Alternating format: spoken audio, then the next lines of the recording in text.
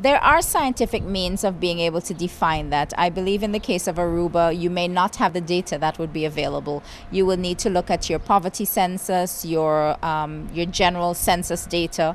You'll also need to look at historical usage of shelters. In the BVI, our building structure is very sound. We build very well for hurricanes. We don't do very well in terms of building structure for earthquakes.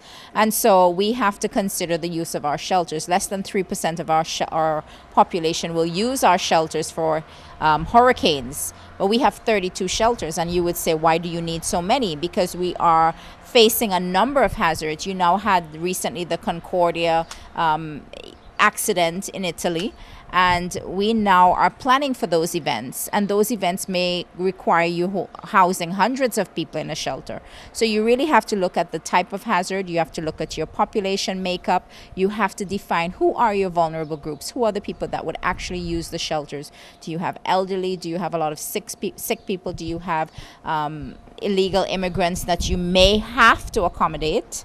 And then how are you going to do that? So you really look at it from various factors. But one thing that I believe that Aruba will be moving to is you are planning on having more of a system to define your hazards in a scientific manner, to really define where are your safe evacuation routes, what are your inundation levels from tsunamis and storm surge impact. And once you get to that point of really defining the hazard and the level of risk, you can determine exactly how many buildings you need. I'm not sure if you did a research on Aruba before your arrival, but we are outside the hurricane belt. Is this still a reason for us to have a great quantity of shelters? I'm not sure we can depend on that phrase any longer. Hurricanes are developing outside of their normal tracks. You had an event in 2004, Hurricane Ivan, that came very close to impacting Aruba. So you have events like Lenny that developed in the west and moved to the east. You've never had that before. You've got events that are developing in May. This season we had a storm actually forming during the month of May. You've got storms that have formed in December. Meteorology is not an exact science, and you also have something that's happening worldwide, this whole issue of global warming and climate change that is significantly impacting the pattern of these events.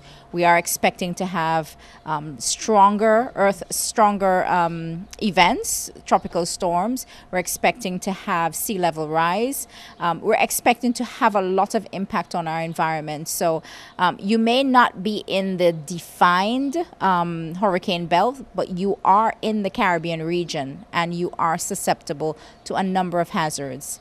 It takes one hazard to affect your country to the point where economic stability can be affected. You are very dependent on tourism, and therefore you want to be able to ensure that people are coming to Aruba and are going to feel safe when you do have that event affecting your island.